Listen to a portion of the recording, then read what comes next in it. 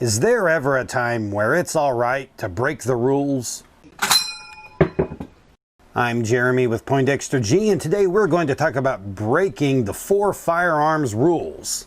Now, before we can talk about if it's okay to break the rules, we probably need to know what the rules are. Now, most of you probably already know the 4 main firearms rules, but for those of you who don't, we'll go ahead and list them off. And for those of us that know them, it's always good to hear them again. So the rules are: treat every gun as if it is loaded, never point your gun at anything that you don't want to shoot, keep your finger off the trigger until you're ready to fire, and be aware of your target and what is beyond it.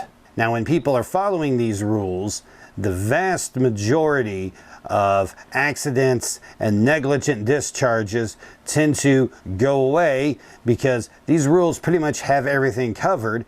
So as far as the importance of following these 4 rules, let me tell you a story. And this is actually a little bit embarrassing on my part because this was a mistake I made on my part.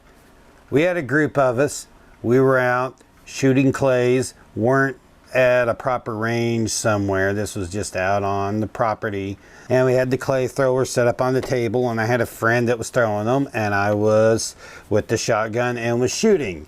Well, one time when I'm there getting ready, about the yell pull for them to go, I just hear this weird thunk, thunk, thunk over there next to me.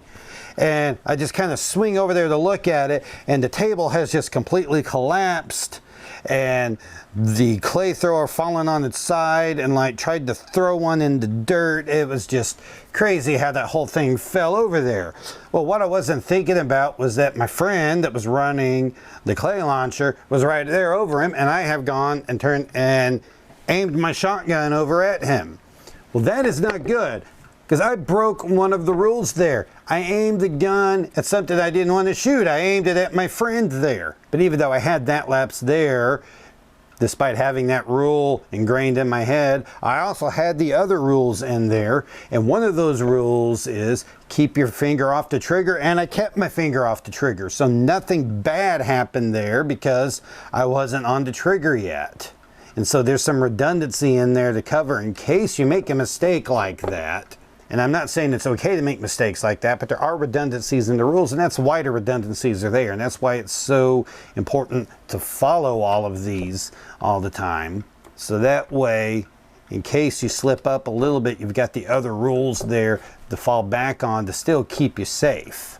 So now that we've got these 4 rules, let's go ahead and look at applying them. Well, I need to make sure that I'm pointing this gun at some safe direction. But there's times you need to do things with your firearms. And how are you going to be able to do that following those rules? Let me go ahead and show you that this guy here is good and empty for the purposes of this today. Now, let's say I want to clean this particular gun here. Well, if I want to clean this gun, I'm probably going to need to disassemble it. Well, one of the steps in taking this gun apart is that I have to fire it.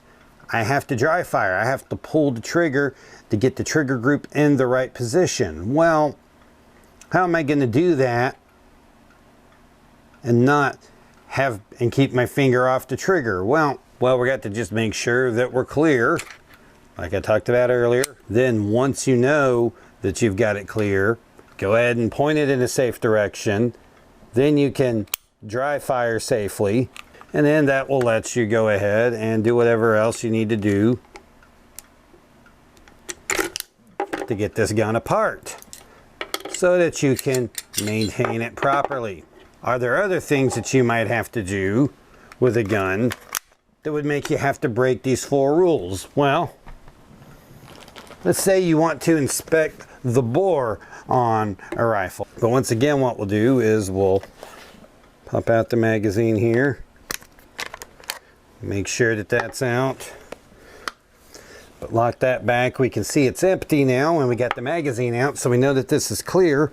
So I could, if I needed to, I could take a flashlight. This is what everyone uses for flashlights nowadays, right? I mean, we don't actually, have flashlights. Then I can Once again, checking that this thing is very clearly empty here. I can shine a light in there and look down and see the bore, and I can tell that the bore is clean or clear or whatever I'm needing to do to inspect the bore. Now that's breaking like all the firearms rules there. I mean, I'm sticking my eye right in front of it there. Well, that's why you gotta make sure, make dead sure, because if you're not sure, you're dead. Make dead sure that the thing is clear. But the main point is just checking that it's clear before you mess with it there. When you pull it out of the safe, you can check it's clear. And just what you don't want to do is be like, well, I checked it before I put it in the safe 6 months ago, so it should be fine now. Well, maybe you forgot what you did there 6 months ago. Maybe you were just being an idiot 6 months ago and you didn't check it. Or if there's other people in your house, maybe they did something with it before that. And another step on making sure that things are clear is understanding how these firearms work. Understanding how a semi-auto firearm works, that you need to pull the magazine out and then check it's clear there for it to really be clear. What you don't want to do is just drop the magazine out and be like, okay, this gun's clear now because I took the magazine out, it's empty. Well, is it empty? Well, that one wasn't. So yeah, understand how your guns work as well. So the big takeaways are, make sure you know the 4 firearms rules. Just always check your guns when you're taking them out. When you first start to handle them, make sure they're clear. Even if you thought you did it a while back, go ahead and do it again. It doesn't take that long. Make sure you understand how your guns operate so you know properly how to unload them and how to make sure that they are properly unloaded. And then if you have to do things with them, which are necessary from time to time, to do things with them that would make you violate the rules, make sure that they're good and clear when you do it so that you're safe. So if you found this video helpful, be sure to give it a thumbs up and a like. You can also go down into the comment section and let me know anything that you think about it. And if you're interested, you can subscribe to my channel and click the little bell notification so that you can make sure that you know about all the videos that I post and not miss anything. I'm Jeremy with Poindexter G, and we'll see you next time.